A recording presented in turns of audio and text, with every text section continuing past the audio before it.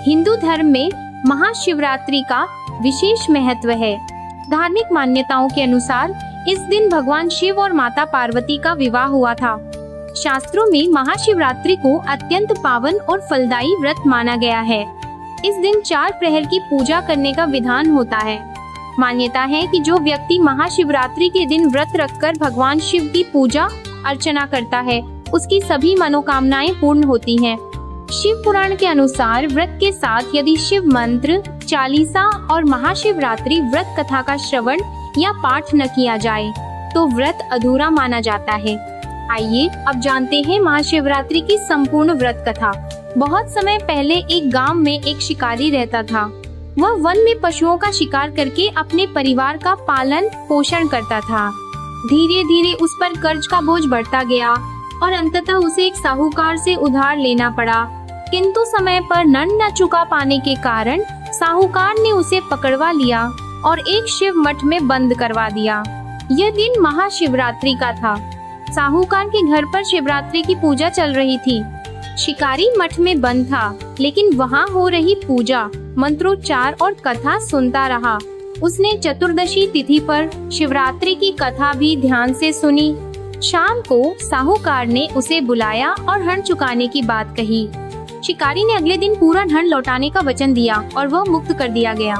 भूखा प्यासा शिकारी शिकार के लिए जंगल की ओर निकला। वह एक तालाब के पास बेल वृक्ष पर चढ़कर शिकार की प्रतीक्षा करने लगा। उसे ज्ञात नहीं था कि उस बेल वृक्ष के नीचे एक शिवलिंग स्थापित था। शिकार की प्रतीक्षा करते हुए वह अपनी सुविधा के लिए टहनियां तोड़ने लगा, जो संयोगवश नीचे शिवलिंग पर गिरने लगीं। इस प्रकार वह भूखे प्यासे रहते हुए अनजाने में व्रत पर था और बेलपत्र भी शिवलिंग पर चढ़ रहे थे। रात्रि का पहला प्रहर बीता, तभी एक गर्भवती मृगी तालाब पर पानी पीने आई। शिकारी ने जैसे ही तीर ताना, मृगी बोली, मैं गर्भवती हूँ, शीघ्र प्रसव करूँगी, मुझे जाने दो, बच्चे को जन्म देकर लौट आऊंगी, तब जो करना हो कर लेना। शिकारी ने दया करके उसे छोड़ दिया। फिर दूसरा प्रहर शुरू हुआ। एक और मृगी आई और बोली, मैं कामातुर हूँ, अपने प्रिय की खोज में भटक रही हूँ, मुझ पर दया करो, मैं लौट आऊंगी। शिकारी ने उसे भी जाने दिया। दोनों बार वह बेल वृक्ष पर बैठा टहनियां तोड़ रहा था, जो फिर शिवलिंग पर गिरी और दूसरे प्रहर की पूजा भी पूर्ण हुई। तीसरे प्रहर में एक हिरणी अपने बच्चों के साथ वहां पहुंची। शिकारी ने तीर ताना। हिरणी बोली, मैं अपने बच्चों को उनके पिता के पास छोड़कर तुरंत लौट आऊंगी, मुझ पर विश्वास करो। शिकारी ने तीसरी बार भी शिकार नहीं किया। हर बार टहनियां शिवलिंग पर गिरती रहीं और बिना जाने तीसरे प्रहर की पूजा भी संपन्न हो गई। अंतिम प्रहर में एक बलवान मृग वहां आया। शिकारी ने उसे लक्ष्य किया। मृग बोला, क्या तुमने मेरी पत्नियों को मार डाला है?